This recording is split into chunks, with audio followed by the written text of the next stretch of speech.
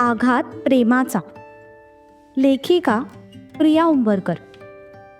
वाचक स्वर सिद्धी गायकर.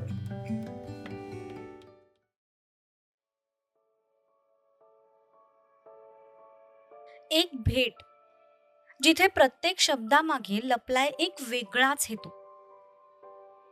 विश्वास आणि संशय यांच्या मधोमध अडकलेलं एक मन. क्षणाक्षणाला वाढत चाललेला ताण. एक ऑफर जी आयुष्य बदलू शकते. पण कशाच्या किमतीवर? हात पुढे करावा की मागे घ्यावा? आणि शेवटी एक पाऊल उचललं जातं.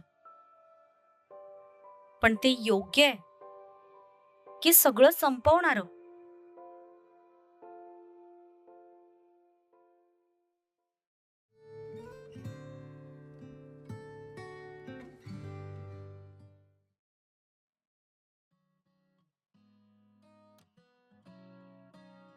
हा माणूस समोर आला की नक्की काय होतं मला? युगा मनातच बडबडत होते. सध्या तो युगाच्या अगदी एका हाताच्या अंतरावर उभा होता आणि त्याचं ते जवळ असणंच तिला अस्वस्थ करत होतं. ती तिची नजर खाली ठेवून उभी होती, पण त्याच्या परफ्यूमचा सुवास तिच्या मनाची चलबिचल वाढवत होता. हाय, कसे उभे आहेत एकमेकांसमोर. फक्त हातात वरमाला हव्या होत्या. मग हा सीन एकदम परफेक्ट सीन वाटला असता.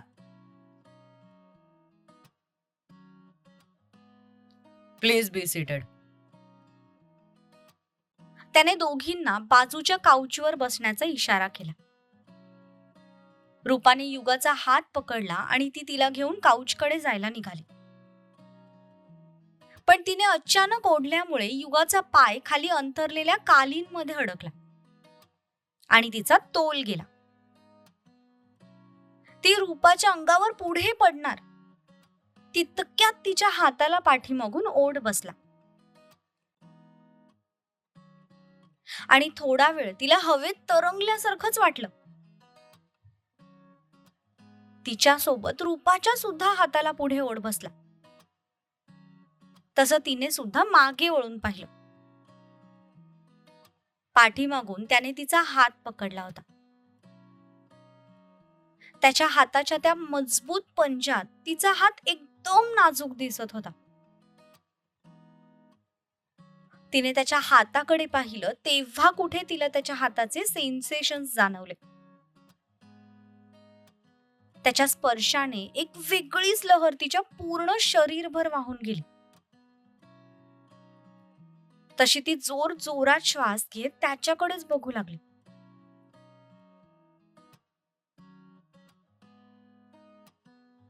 रूपा, तुझ्या मैत्रिणीला नको तिथे धडपडायची सवय. जरा लक्ष ठेवत जा. त्याने तिचा हात सोडून दिला. पण त्याच्या या वाक्याने तिच्या चेहऱ्यावरचे एक्सप्रेशन्स मात्र झरझर बदलले. इतका वेळ गोंधळलेल्या नजरेने त्याच्याकडे बघणारी ती आता रागीट नजरेने त्याच्याकडे बघू लागली.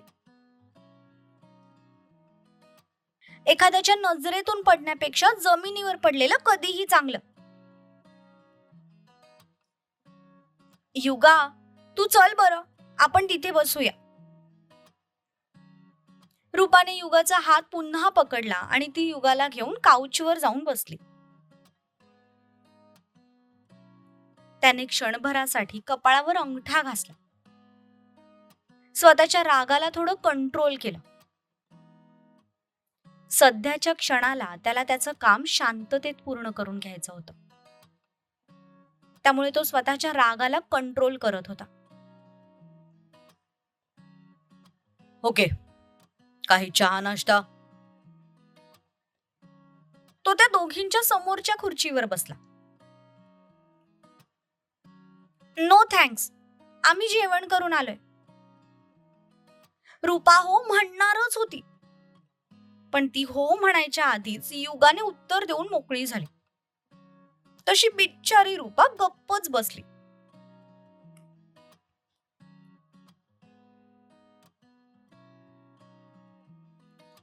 ओके, मग आता कामाचं बोलूया.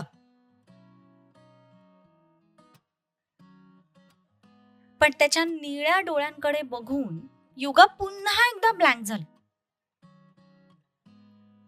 युगा, त्याच्या डोळ्यांकडे बघूच नकोस. तेव्हा कुठे तू त्याच्याशी शांतपणे बोलू शकशील. युगाने लगेच त्याच्या नजरेला भिडवलेली नजर बाजूला केली. नजर दुसरीकडे फिरवत तिने फक्त हुंकार भरला. रूपाने मला सगळं सांगितलंय. तुझ्या घरच्यांनी 15 दिवसात तुझं लग्न एका 40 वर्षाच्या माणसासोबत करायचं ठरवलंय आणि त्या सिच्युएशन मधून तुला बाहेर पडायचंय, राईट? तिचं लक्ष जरी त्याच्या डोळ्यांकडे नसलं तरी त्याच्या हालचालींकडे होतं. जसा त्याने एका पायावर दुसरा पाय ठेवला आणि तो मागे रेलून बसला, तसं थोड्या वेळासाठी तिचे हार्टबीट स्किप झाले. आणि हे करताना तिचं लक्ष त्याच्या दोन्ही फोल्ड असलेल्या हातांकडे गेलं.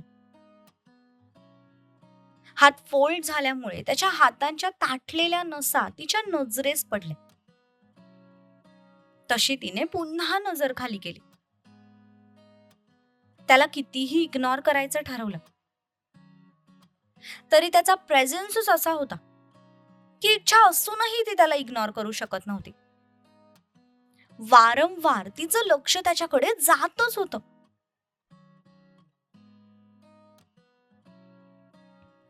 मी तुला या सगळ्यातून बाहेर काढू शकतो, पण त्या बदल्यात मला सुद्धा काहीतरी हवंय आणि ते फक्त तूच देऊ शकतेस. तसं तिने चमकून त्याच्याकडे पाहिलं. यावेळी पुन्हा एकदा तिची नजर थेट त्याच्या निळ्या डोळ्यांना जाऊन भिडली.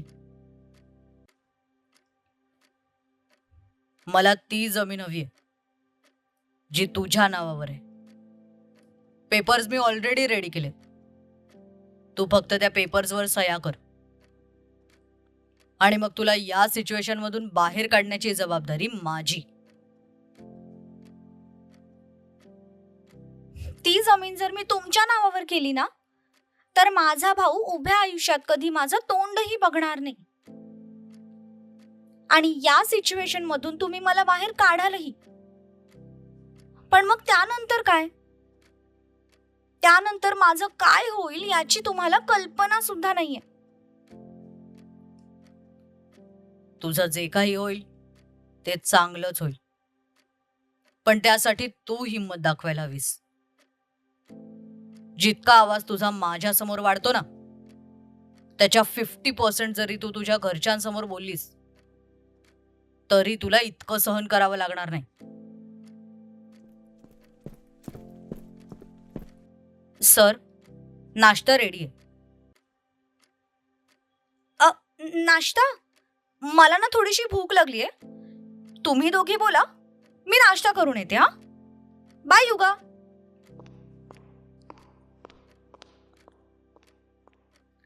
रूपा उठली आणि फास्ट चालत तिथून निघूनही गेली.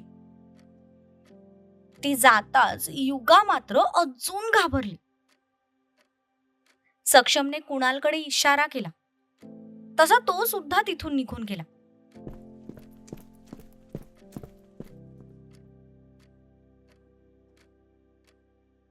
आता त्या रूम मध्ये फक्त सक्षम आणि युगा दोघेच बसले होते.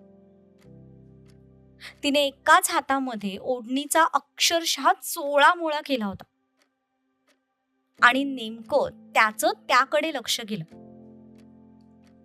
तशी त्याने नकारार्थी मान डोलवली. रिलॅक्स, खाणार नाहीये मी तुला. हे बघा, काही झालं तरी ती जमीन मी तुमच्या नावावर करू शकत नाही. मी माझ्या घरच्यांचा विश्वासघात नाही करू शकत. ठीक आहे, मग 13 दिवसांनी तुझं लग्न आहे, त्या माणसासोबत लग्न कर. त्याच्या 2 मुलींना सांभाळ आणि जोपर्यंत मुलगा होत नाही तोपर्यंत त्याच्या मुलींना जन्माला घालत राहा. तसं तिने पुन्हा त्याच्याकडे पाहिलं. तिची सिच्युएशन इकडे आड आणि तिकडे विहीर अशी झाली होती आणि याला जबाबदार तिच्याच घरचे होते. जर आपण काही स्वतःच हालचाल केली नाही तर ते खुशाल आपलं लग्न त्या माणसासोबत लावून देतील याची तिला खात्री होती. आणि तिला काहीही करून हे लग्न करायचं नव्हतं. स्वतःच्या आयुष्याची अशी होणारी हेळसांड तिला बघवणार नव्हती. म्हणूनच तर इतक्या वर्षात तिने जे कधीही केलं नव्हतं ते ती आज करून आली होती. घरी न सांगता तिने आज घरातून बाहेर पाऊल टाकलं होतं. हे बघ, इथे फायदा फक्त माझ्या एकट्याचा नाहीये, तुझा सुद्धा आहे. इनफॅक्ट माझ्यापेक्षा जास्त तुझाच आहे. जमीन काय मला कुठेही मिळेल, पण या प्रॉब्लेम मधून तुला माझ्या व्यतिरिक्त कोणीही वाचवू शकणार नाही. आणि मी ती जमीन काय तुझ्याकडून फुकट घेणार नाहीये. तू म्हणशील ती रक्कम मी तुला द्यायला तयार आहे. तो बोलत होता आणि ती नुसतीच विचार करत बसली होती. सी, तुझ्या घरची सिच्युएशन मला माहिती आहे. त्या घरात कुणालाही तुझी किंमत नाहीये. इनफॅक्ट तू सुसाईड जरी केलंस ना तरी देखील त्यांना घंटा फरक पडणार नाहीये. मग अशा माणसांचा विचार करण्यापेक्षा स्वतःच्या भविष्याचा विचार कर. तुला फक्त काही दिवस मी जिथे ठेवेन तिथेच राहायचंय. आणि डोंट वरी, तुझ्या सेफ्टीची सगळी जबाबदारी माझी असेल. कोणी तुझ्या केसालाही धक्का लावू शकणार नाही. एकदा वातावरण थोडं शांत झालं की पुढे काय करायचं तो डिसिजन घ्यायला तू मोकळी आहेस. तुला घरी जायचं असेल तर तू परत घरी जाऊ शकतेस किंवा दुसरीकडे कुठेही राहू शकतेस. मी तुझ्या राहण्याची सगळी व्यवस्था करेन. हवं तर तुला आमच्या कंपनीमध्ये जॉब सुद्धा देईन. शिवाय जमिनीचा पण पूर्ण मोबदला मी तुला द्यायला तयार आहे. तुला फक्त थोडीशी हिंमत दाखवून एक पाऊल पुढे टाकायचंय आणि त्यानंतरचं सगळं तू माझ्यावर सोड. बाहेरचाच काय, तुझा भाऊ सुद्धा तुझं काही वाकडं करू शकणार नाही. I promise. तसं तिने त्याच्याकडे पाहिलं. त्याच्या चेहऱ्यावर सूर्यासारखं तेज दिसत होतं. बोलताना त्याच्या प्रत्येक शब्दातून आत्मविश्वास झळकत होता. मी जर ती जमीन तुमच्या नावावर केली तर माझ्या घरचे मला जिवंत सोडणार नाहीत. आणि त्यांचं ऐकून जर तू त्या माणसाशी लग्न केलंस तरीही तुझं आयुष्य मरणापेक्षा काही वेगळं नसेल. बाकी मी सांगतोय ना तुला की तू फक्त मी सांगतोय तेवढं कर. कोणी तुझ्या केसालाही धक्का लावू शकणार नाही. हा शब्द आहे या सक्षम पाटीलचा.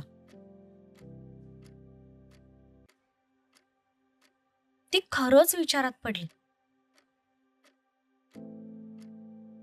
एक वेगळी जादू होती त्याच्या शब्दात. समोरच्याला तो खूप लवकर कन्व्हिन्स करायचा. तो त्याच्या जागेवरून उठला आणि त्याने बाजूच्या टेबलवर असलेले पेपर आणून तिच्या समोर ठेवले.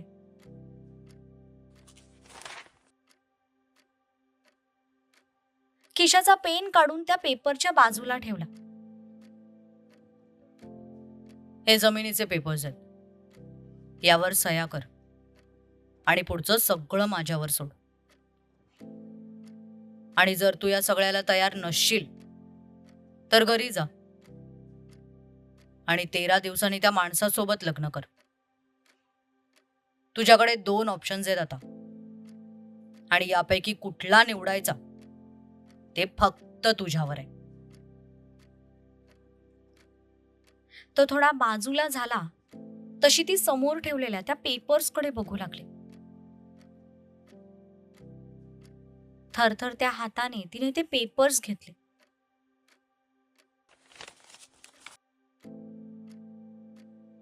आणि वाचू लागली.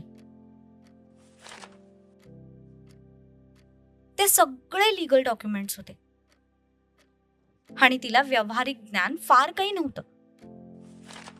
तिने फक्त पहिले 2-3 पेजेस वाचले आणि पुन्हा ते पेपर्स खाली ठेवले.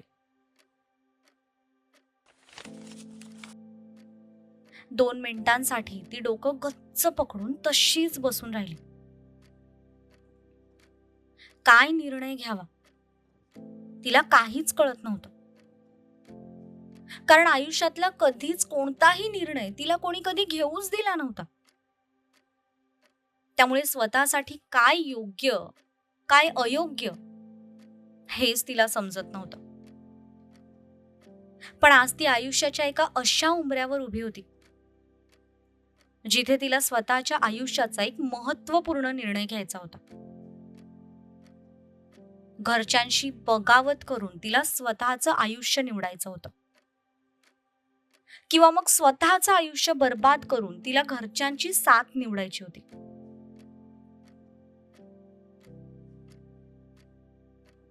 तसंही मी त्या माणसाशी लग्न करणारच नव्हते ना, आणि त्यासाठी मरायला सुद्धा तयार होते. मग त्यापेक्षा हा ऑप्शन नक्कीच बेटर आहे. जरी पुढे काही झालं नाही तरी निदान जमिनीचे पैसे तरी असतीलच ना माझ्याकडे. त्यात मी कुठेही राहू शकते. त्या घरात रोज तिळतिळ मरण्यापेक्षा बाहेर ठोकर खाल्लेली कधीही चांगली. माहित नाही कुठून, पण तिच्या मनात जसा हा विचार आला तसे तिने डोळे उघडले. एक दीर्घ श्वास घेत तिने समोर ठेवलेला तो पेन उचलला आणि एक एक करत त्या पेपर्सवर सह्या करू लागली.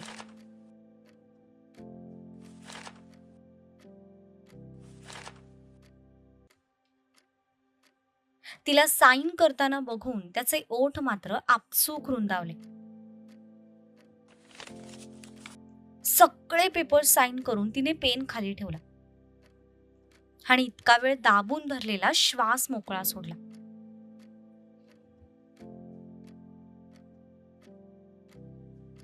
मी माझ्या भावाच्या विरुद्ध जाऊन तुम्हाला निवडले.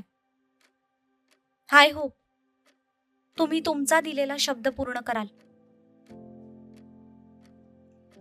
पाटील कधीच स्वतःचे शब्द मागे फिरवत नसतात. आजपासून तू माझी जबाबदारी आहेस. तसं तिने एक नजर त्याच्याकडे पाहिलं आणि दुसऱ्याच क्षणाला ती चालतच त्या रूमच्या बाहेर पडली.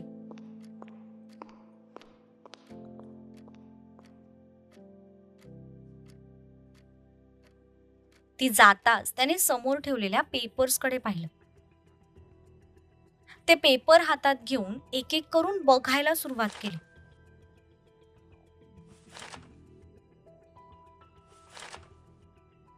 सगळे पेपर्स साईन झाले होते, पण त्याची नजर येऊन थांबली ती शेवटच्या पेपरवर. तिने केलेल्या सहीकडे बघून त्याने एक दीर्घ श्वास घेतला. आता या शेवटच्या पेपरवर मी सही करणार की नाही हे तुझ्या भावाच्या वागण्यावर डिपेंड असेल. Let's see. त्याने पुन्हा ते पेपर्स टेबलवर ठेवले.